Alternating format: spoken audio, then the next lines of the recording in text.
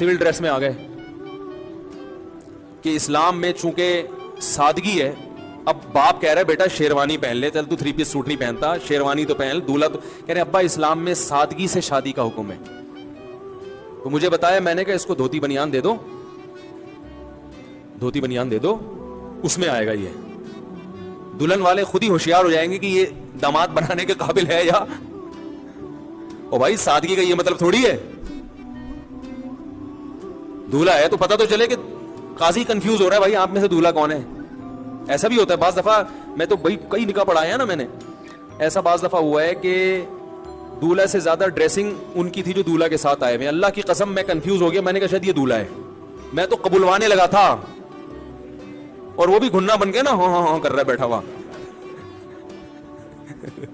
پھر میں نے احتیاطاً پوچھ لیا, میں نے کہا آپ کہہ رہے نہیں میں نہیں, یہی میں نے کہا دیکھو یار اگر وہ دولہا اچھا ڈریس نہیں پہن سکتا تھا تو آپ کم از کم اس سے کم درجے کا پہن لیتے. یار تم نے کاٹن پہ کلف لگایا ہوا ہے تو میں بغیر کلف کے پہنوں گا.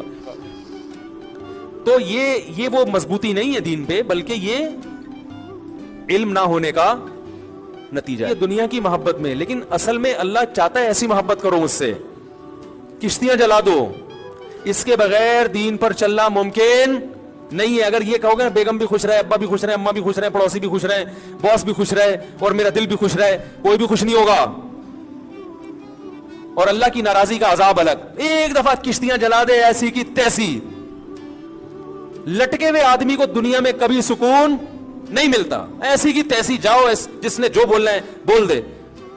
میرے بھائی جب تک یہ صفت پیدا نہیں ہوگی, نبی نے ارشاد فرمایا ذا اللہ ربا وبالاسلام دینا وبمحمد النبی صلی اللہ علیہ وسلم, وہ شخص ایمان کی مٹھاس چکے گا جو کہہ دے کہ میں اللہ کو اللہ مانتا ہوں, محمد صلی اللہ علیہ وسلم کو رسول اور اسلام کو دین, یعنی ڈر جائے گا بس یہ ہے میرے.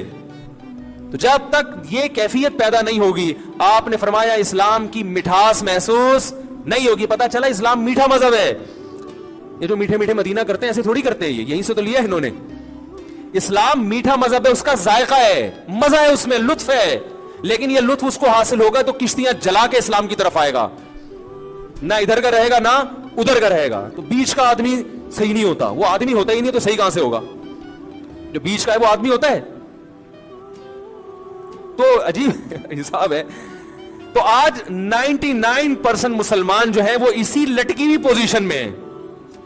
لٹکی نہ ادھر ہو رہے ہیں نہ. میں لوگوں سے کہتا ہوں یار تم انگریز کی طرح عیاشی کر لو, اگر کہیں کرنی ہے تو دنیا تو مزے اڑا کے جاؤ نا, پھر آخرت میں بھگت لینا. نہ تم دنیا کے نہ آخرت کے. انگریز کی ٹھکائی ہوگی, وہ کہے گا چلو آخرت میں ٹھکائی ہو, دنیا میں لائف کو میں نے بھرپور انجوائے کیا ہے.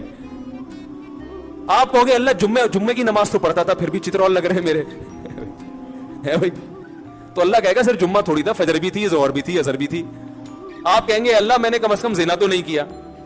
تو اللہ کہیں گے جو نیٹ پر بیٹھ کر بیہودہ چیزیں دیکھتا تھا, بد نظری کرتا تھا, اس کی بھی تو ٹھگائی بنتی ہے نا. تو آپ کہو گے یار نہ ادھر کے نہ ادھر کے. پتے بھی ہیں, میرے سگے بھائی کی شادی ہوئی تھی تو اس میں مکس گیدرنگ ٹائپ کی, مکس گیدرنگ تو نہیں تھی, سنا تھا کوئی میوزک وغیرہ موسیقی وغیرہ, وہ بعض لوگوں نے زبردستی تھوپ دی. ہمارا خاندان ایسا نہیں تھا تو میں بائیکاٹ کیا, میں نہیں گیا. بڑا ہنگامہ ہوا, بھائی کی شادی میں نہیں آیا, لیکن وہ ایک دفعہ ہنگامہ افورڈ کیا. اس کے بعد اللہ کا شکر ہے جس شادی میں جانا چاہیں جاتے ہیں, نہیں جانا چاہیں نہیں جاتے. وہ کہتے ہیں بھائی کے بائیکاٹ کر لیا تو ہمیں کیوں لفٹ کرائے گا یہ, سمجھ رہے ہو. اور اللہ نے اس کی برکت سے اپنی شادی میں کئی دفعہ جانے کی توفیق نصیب فرمائی. یہ ایک الگ فائدہ ہو گیا, کیونکہ جب انسان میں کانفیڈنس پیدا ہوتا ہے پھر وہ کہتا ہے میں اپنی منمانی زندگی گزاروں گا. اپنی منمانی سے مراد جس کو میں صحیح سمجھوں گا اس کو فالو کروں گا. جب پبلک کی پرواہ نہیں ہے تو پھر دوسری شادی میں بھی پرواہ نہیں ہے, تیسری میں بھی پرواہ نہیں ہے. سمجھ رہے ہو کہ نہیں سمجھ رہے؟ بھائی جب جائز ہے دلائل سے ثابت کرو, غلط ہے تو مان لیں گے, نہیں ہے تو جاؤ ایسی کی تیسی. نہیں یاری بات. اور اس کا فائدہ ہے لٹک کے. پھر یہ 4 شادیاں پتہ نہیں کہاں سے آ گئیں, مقصد ابھی 4 شادیاں نہیں ہے, مثال سے سمجھا